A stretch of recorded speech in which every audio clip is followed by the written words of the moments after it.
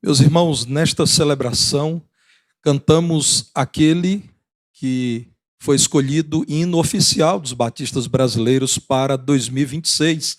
Aliás, é parte do repertório da IBBP, uma bela letra, uma decisão muito acertada da Convenção Batista Brasileira, que é Juntos, de Vencedores por Cristo. Eu quero compartilhar com os irmãos a imagem daquela marca que será compartilhada nas igrejas em todo o país ao longo do ano, e aqui também um tema que nós utilizaremos, somos um, e uma parte de João 17:11 será a divisa, sejam um, assim como somos um. Então os irmãos, ao longo do ano de 2026, em muitas oportunidades refletirão acerca desse tema dos próximos 5 anos para os batistas brasileiros, que será trabalhado em temas, em ênfases específicas a cada ano neste período à nossa frente, começando em 2026. Mas quero ler com os irmãos todo o versículo 11 da oração de Jesus, muito próximo da sua crucificação, aquela chamada de oração sacerdotal. Quero convidar você, assim como você está, a ler comigo João 17:11. Aqueles que estão acompanhando o culto também por meio da transmissão poderão fazer a leitura, acompanhar aquilo que diz o texto bíblico. Vamos ler juntos? Já não estou no mundo, mas eles continuam no mundo, ao passo que eu vou para junto de ti. Pai Santo, guarda-os em teu nome que me deste, para que eles sejam um, assim como nós.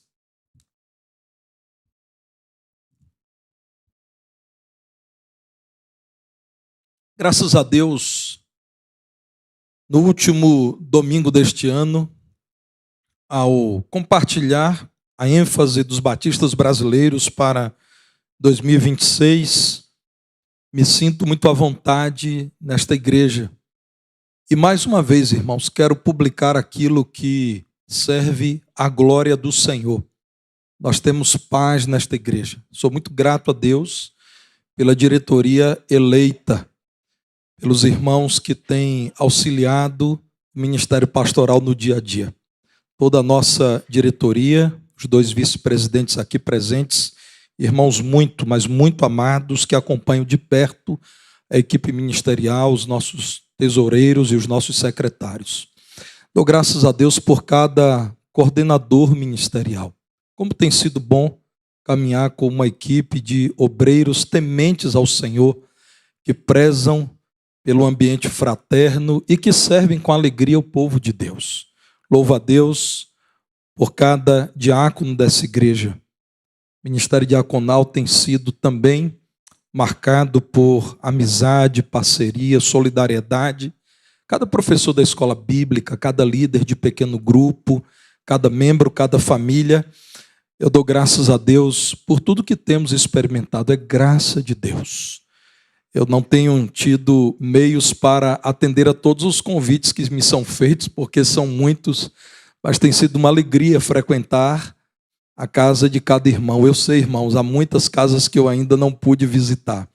Tenho certeza que, se eu pudesse, eu seria apenas o pastor da visitação, porque sei do valor desse ministério e porque sei que é muito edificante, inclusive para mim. Mas tem sido muito bom saber do desejo dos irmãos, do pedido, dos convites. Eu sou muito grato a Deus porque, neste mundo imperfeito, nós temos podido ser um. Eu tenho percebido o apoio da igreja ao ministério pastoral, tenho visto como os irmãos têm orado e me sinto muito à vontade, irmãos, muito em paz, e posso divulgar isso para que seja encorajamento a igrejas irmãs, a fim de que busquem viver em unidade como a Igreja Batista do Barro Preto tem podido, e por isso, pela graça de Deus, temos sido vitoriosos. Acerca disso, escrevi no editorial do nosso boletim dominical o tema Vencemos, tantas vitórias em Cristo ao longo desse ano, em meio às nossas lutas, em meio aos desafios que são para todos os crentes. Ao olhar para o texto bíblico, entendo que devemos estudá-lo em oração. Momento de grande aperto, tristeza, confusão interior, expectativa. Jesus, então, preparando-se para a despedida com os seus discípulos, roga ao Pai pela unidade do seu corpo, o corpo que daria continuidade à sua missão, ao seu ministério aqui na terra. Nós devemos estudar isso em oração, como faz Jesus. Em João 17, roga ao Pai o seguinte: santifica-os na verdade, a tua palavra é a verdade. A mensagem do Senhor foi entregue aos discípulos, mas Jesus nos ensinou que devemos rogar ao Pai que abra corações para que eles sejam santificados nessa verdade. Devemos orar porque continuamos neste mundo, mesmo já tendo sido salvos da ordem maligna que há no mundo. Nós já somos salvos, regenerados, estamos unidos a Cristo, mas ainda não estamos no céu. Mas ainda não deixamos a vida na carne, no corpo. Mas ainda lidamos com este mundo. Por isso devemos orar. E a oração de Jesus é pedindo ao Pai poder para que os crentes resistam ao mundo e submetam-se à palavra dele. Santifica-os, Senhor, na verdade. Ajude os teus servos a renunciarem ao mundo e olharem para o Senhor. A tua palavra é a verdade. Esta oração expressa o desejo de Jesus de ver a unidade existente entre ele e o Pai no seio do seu povo, da sua igreja. Vejam a sequência em que Jesus reafirma esse desejo. Começando por João 17,5, Jesus diz: a glória que eu tive junto de ti antes que houvesse mundo.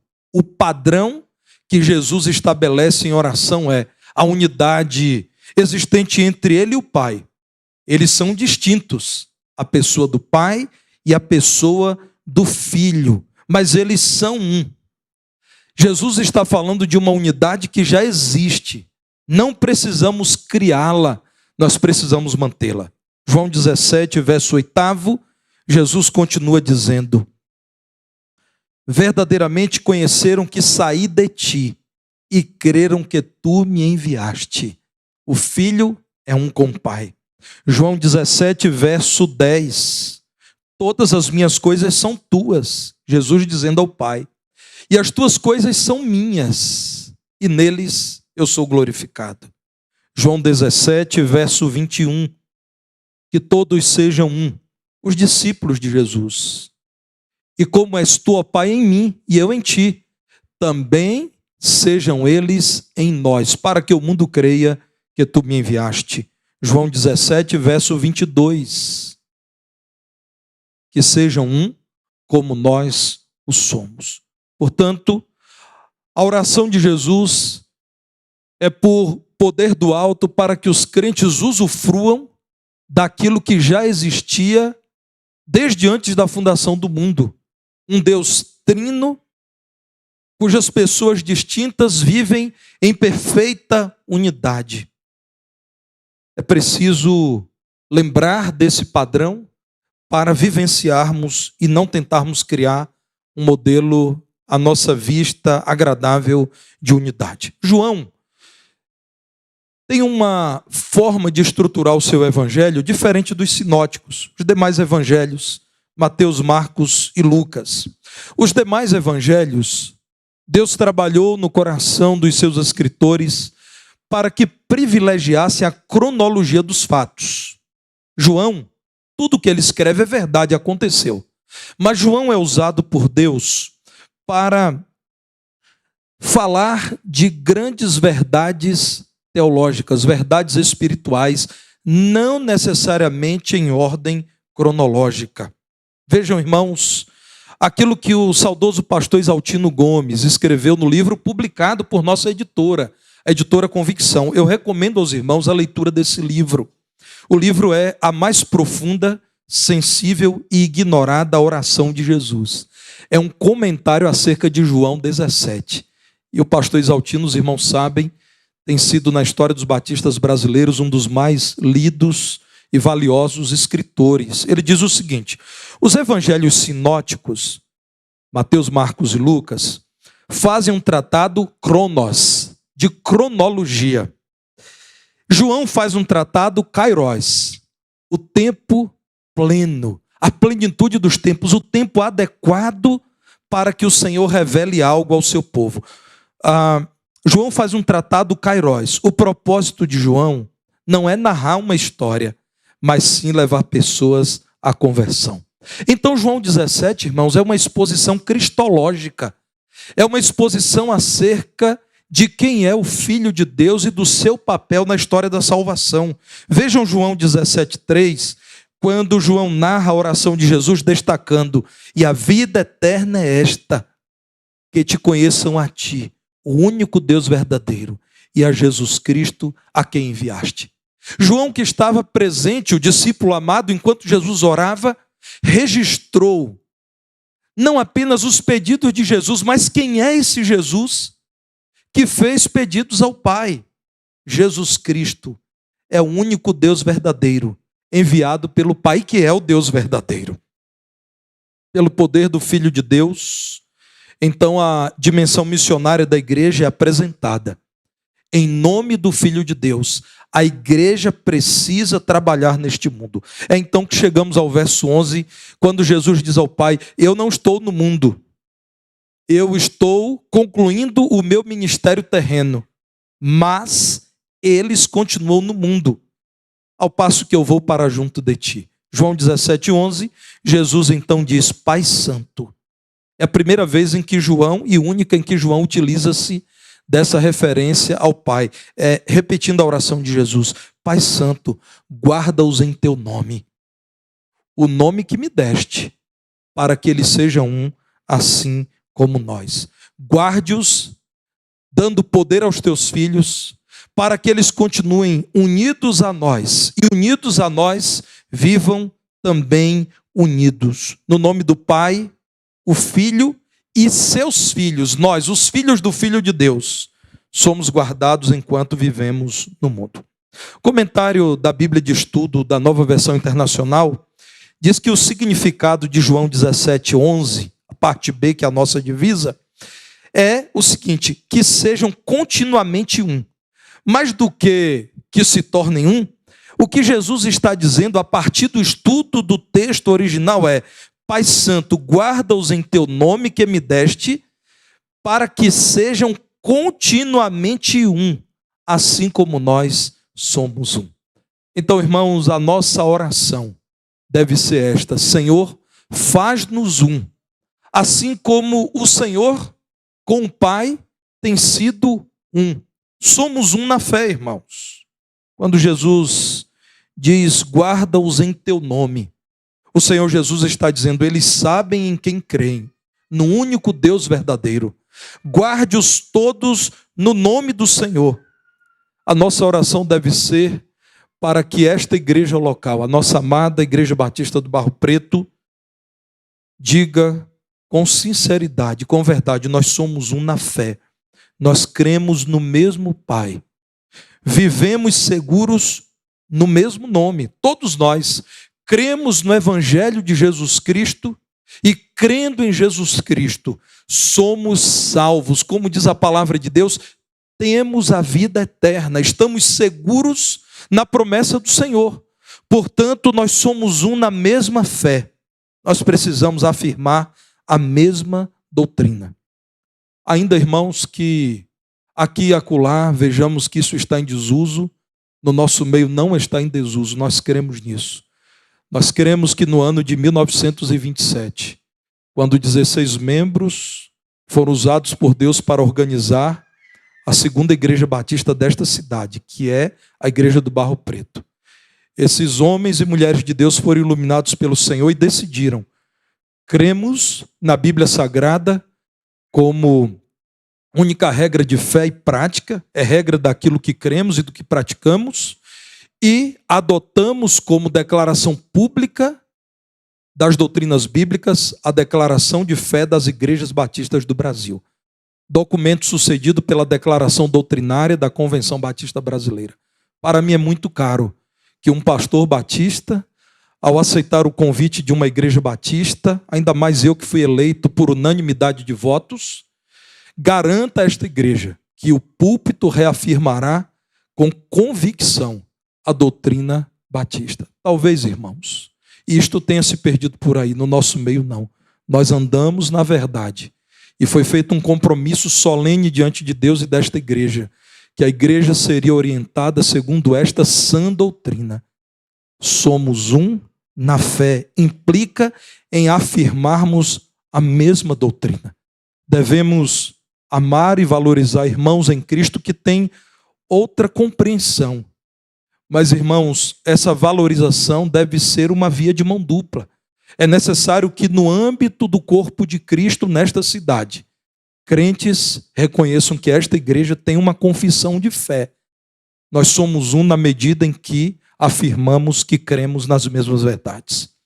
Quando eu ainda era seminarista, o Senhor me deu a grande honra de suceder um missionário muito querido no estado da Bahia. Eu não convivi com ele, mas ouvi muito acerca dele, o pastor Gabriel Ferreira de Almeida. Meu sogro que aqui está, que é pastor, conviveu muito com ele, né? Aliás, trabalharam na mesma associação de igrejas. E ele faleceu, irmãos, aos 59 anos de idade, e deixou a igreja com o coração partido. O coração dele parou, ele morreu, mas, a meu ver, o coração da primeira igreja batista em Esplanada também parou. A igreja, então, decidiu que convidaria um seminarista para liderar a igreja naquele tempo. E eu aceitei o convite daquela igreja. Depois de empossado, no primeiro domingo em que preguei pela manhã, duas irmãs idosas me abraçaram e chorando disseram: parecia que o pastor Gabriel estava aqui pregando hoje pela manhã. Vejam bem, irmãos, o que é unidade na fé. Naquela época em que tínhamos ainda pouco acesso à internet, isso era o ano de 1999, portanto, eu não ouvia os sermões do pastor Gabriel. Ao chegar naquela igreja e pregar, os irmãos disseram: o nosso pastor pregava isso também. Isso é unidade na fé. Pessoas que não se conhecem, mas submetem-se à mesma verdade, a verdade da Escritura, e amam ao Senhor, são capazes de, em lugares e épocas diferentes, pregarem as mesmas coisas. Aliás, eu fui presenteado com o sermonário do pastor Rui Franco, que foi pastor da igreja por mais de 30 anos, quase 31 anos. E os irmãos sabem que eu utilizei algumas das declarações do pastor Rui enquanto pregava acerca do mesmo tema. A irmã Franci me emprestou e eu pude ler com muito carinho muitos dos sermões do pastor Rui. Isso é unidade da fé. É quando pessoas diferentes em lugares diferentes pregam a mesma verdade. Nós devemos orar por isso, para que nesta igreja, o púlpito e as classes da escola dominical e os pequenos grupos, em todos os lugares, falemos a mesma língua. Isso é unidade. Uma igreja, irmãos, quando lida com duas visões acerca da doutrina e acerca da organização da igreja, esta igreja está a caminho de fragmentar-se. A nossa unidade precisa ser vista também na unidade do que cremos. O Pai Santo, o Pai de todos os discípulos de Jesus, é aquele a quem Jesus invocou, dizendo: ó Pai, guarda-os em teu nome. Havia um nome em que todos ali criam. Eles deveriam viver unidos em torno desse nome. Somos um. É um convite a reafirmarmos aquilo que tem sido para nós uma bênção, a unidade da fé. Deus tem nos dado a graça, irmãos, de desfrutar dessa estabilidade, de saber que a Bíblia é aberta, a Bíblia é lida, a Bíblia é aplicada, a Bíblia é compartilhada. Nós não temos trocado o ensino da palavra de Deus por experiências do indivíduo, que tem algum valor, mas não para instruir o povo de Deus na verdade. Somos um no serviço. Jesus, ao rogar ao Pai, guardar os seus discípulos, estava suplicando por aqueles que trabalhariam em nome do Senhor. Vejam bem, irmãos, Jesus deixaria este mundo, mas ele em espírito continuaria nesse mundo por meio daqueles que são dirigidos por ele. Estes, portanto, deveriam em unidade servir ao Senhor. E como eles serviram bem, eles alcançaram o mundo conhecido da sua época. Deve ser essa a nossa oração, a fim de sermos um também no serviço. Todos nós investindo no mesmo reino. Investir no reino significa entregar a nossa vida para que o reino do Senhor seja fortalecido. Investir no reino, irmãos, implica na entrega do nosso tempo, sim. Que não fique para a igreja do Senhor as sobras do nosso tempo, mas que fique um tempo de qualidade destinado ao reino do Senhor. Os talentos, a capacidade que Deus nos tem dado. E como é bom ver os ministérios em desenvolvimento. Porque, irmãos, chamados pelo Senhor em sua multiforme graça, para o serviço em diferentes, assim chamadas, frentes de trabalho, podem glorificar ao Senhor no seu ministério. E não há um ministério que seja mais importante que outro, não há. Aos olhos do nosso Pai, aqueles ministérios menos notados em público são tão valiosos quanto aqueles que, por conta do culto público, são mais vistos. Todos os ministérios são parte do nosso serviço. Nós servimos também ao Senhor com a dedicação dos nossos bens. Sim, irmãos. Deus espera que toda a nossa vida seja colocada à disposição dele. Então, o ideal é que toda a igreja invista no reino de Deus com os bens que Deus tem confiado a toda a igreja. Um dos fatores que tem limitado a expansão do reino de Deus é que nas igrejas, do modo geral, existe uma parcela que é fiel na entrega dos seus dízimos e das suas ofertas. Mas existe um grupo cujo bolso ainda não foi convertido. E que o materialismo, a ganância, a avareza têm sido maiores do que o compromisso com o reino de Deus. Nós devemos orar para que sejamos um no serviço, servindo ao Senhor também com a entrega dos nossos bens, porque nós crentes sabemos, não há nada que tenhamos em nosso poder que não tenha sido dado pelo Pai.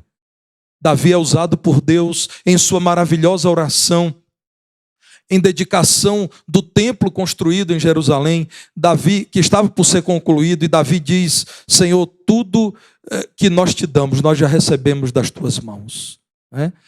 Tudo que te damos, da tua mão nós te damos. Tudo vem de ti.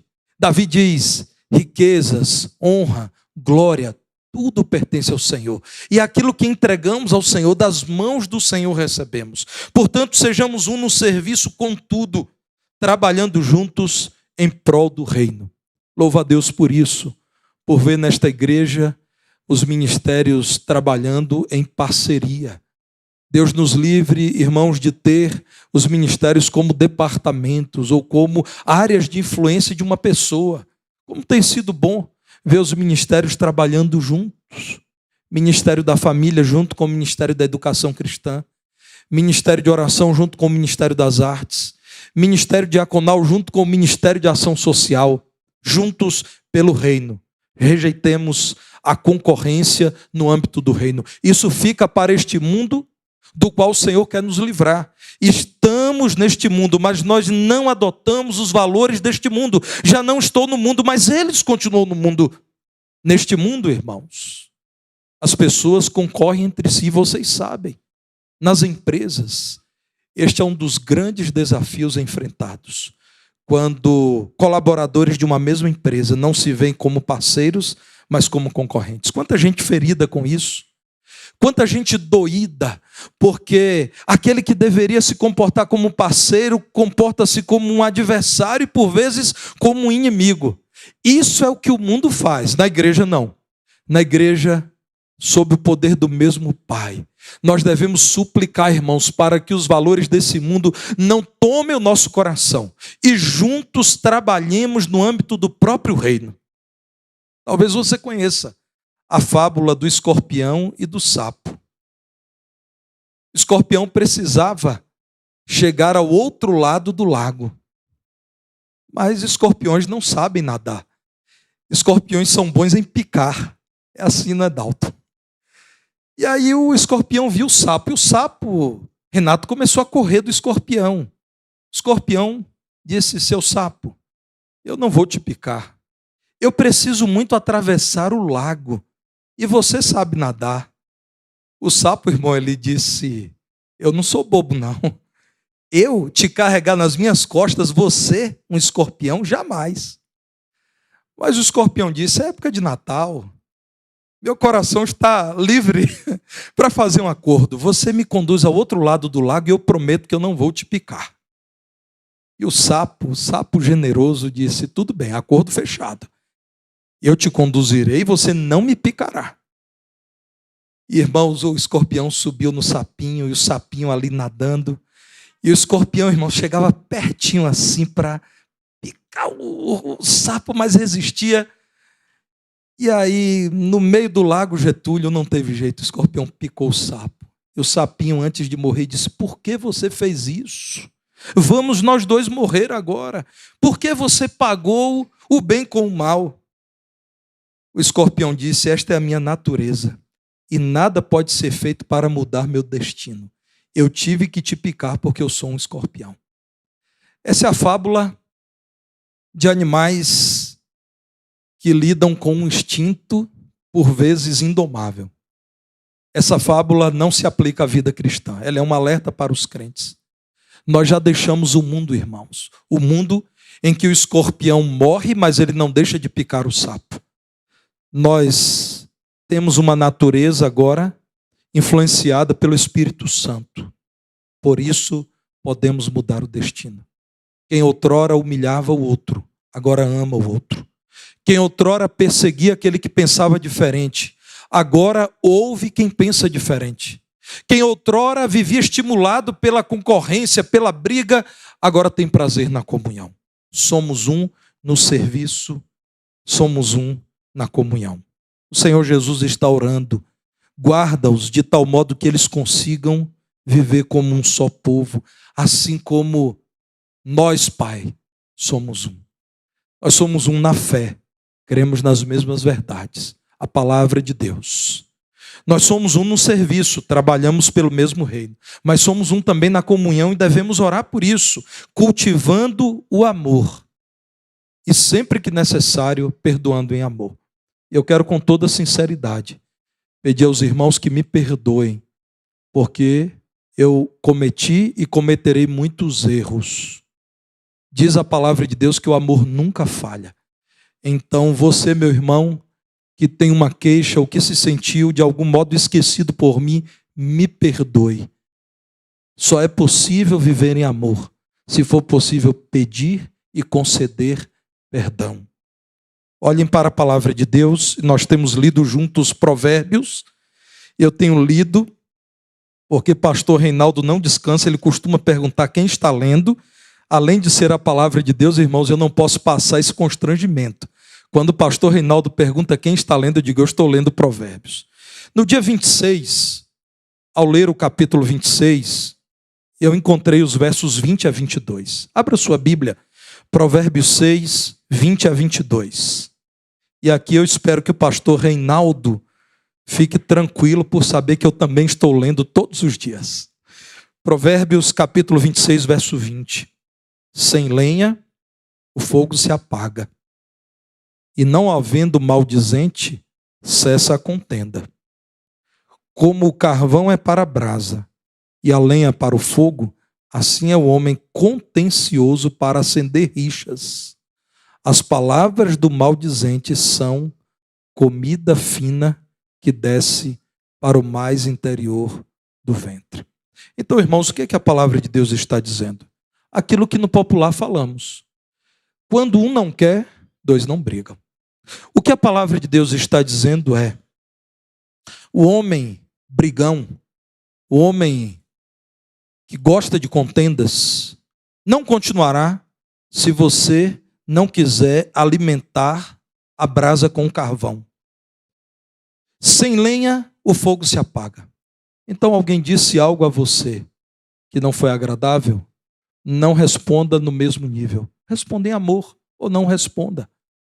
Nós devemos viver como um só povo na comunhão. E quantas vitórias temos tido.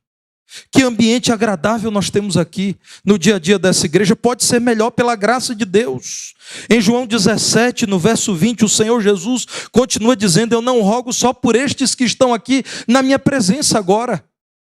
Eu rogo também por aqueles que vierem a crer em mim, por intermédio da sua palavra. E aí Jesus estava intercedendo por cada um de nós. Coloquem a lupa da fé nesse texto e os irmãos verão. Eu rogo também por aquele Paulo cansado, que virá a crer em mim por intermédio da palavra. Coloquem aí a lupa. Eu rogo também por Carmo, que pela tua palavra há de crer em mim. Eu rogo também por Óton.